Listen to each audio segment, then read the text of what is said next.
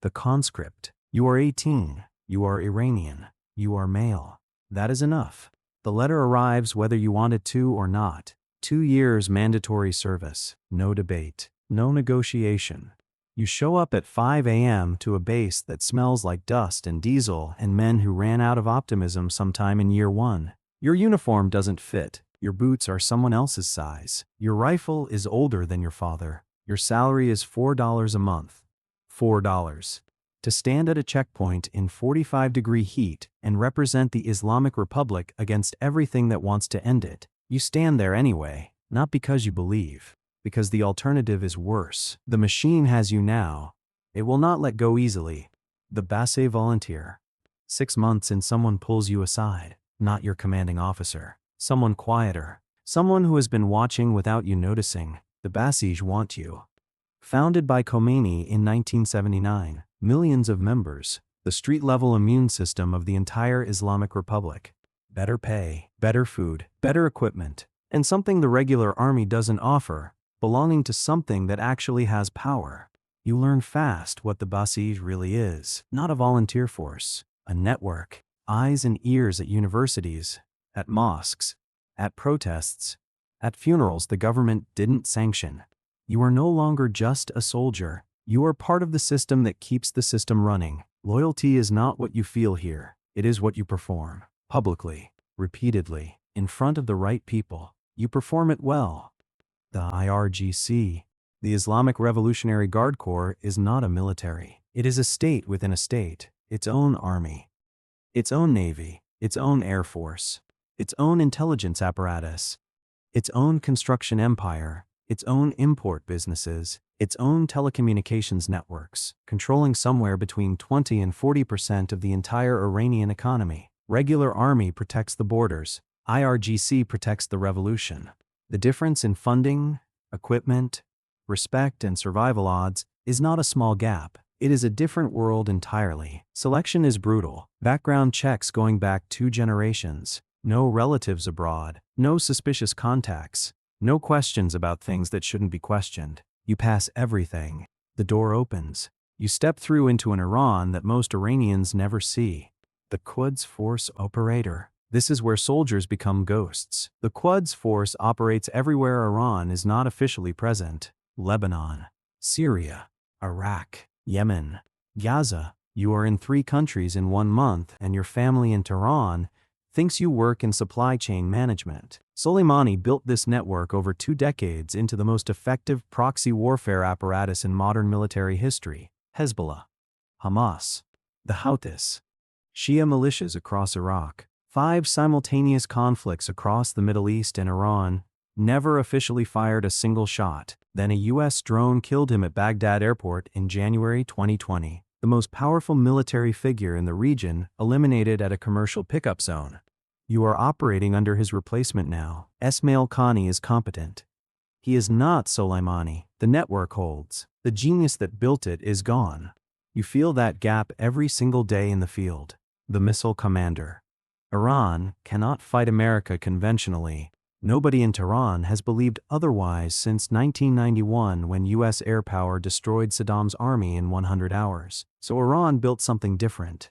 Ballistic missiles that cost $10,000 destroying equipment worth $10 million.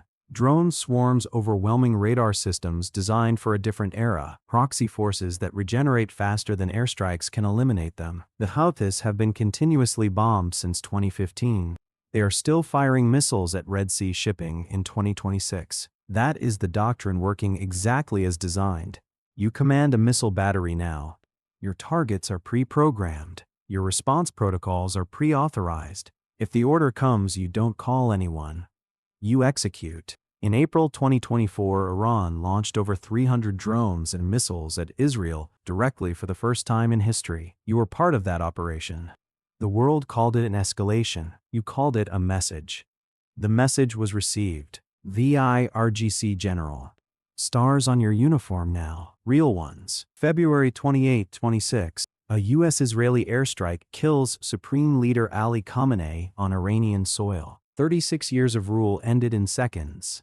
Within 72 hours, the IRGC has secured every critical infrastructure point in the country. Power stations, broadcast facilities, nuclear sites, communication towers. This was not improvised. This was the contingency plan that has been updated every year for 3 decades, finally being executed.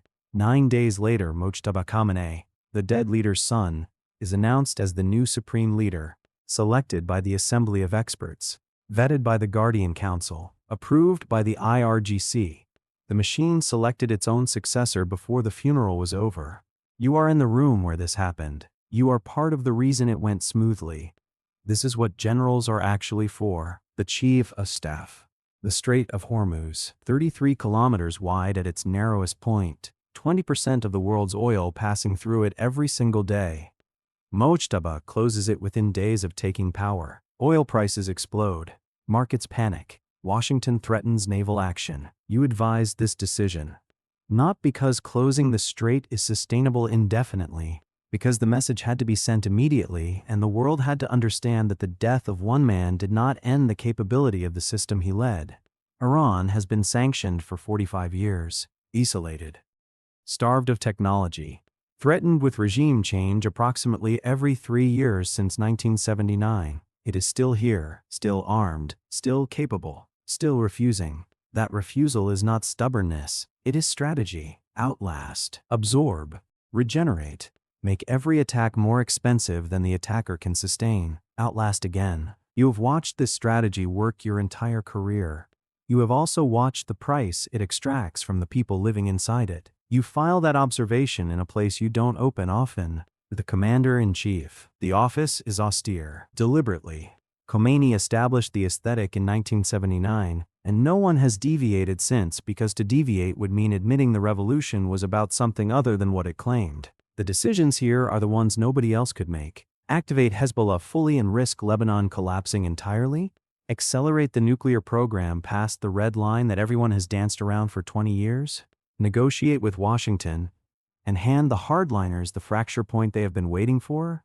Retaliate for Khamenei's assassination in a way that triggers the full military response Iran has avoided for half a century. Every option costs something. Every delay costs something different. You have spent your entire life in this machine. From a conscript in boots that didn't fit to the man who decides whether 20% of the world's oil flows tomorrow, you sign the order. The machine processes it. Somewhere a young soldier standing at a checkpoint in 45-degree heat with a rifle older than his father will feel the consequences of what you just decided. He doesn't know you exist. You remember exactly who he is. You were him once. The machine made you both. The machine will outlast you both.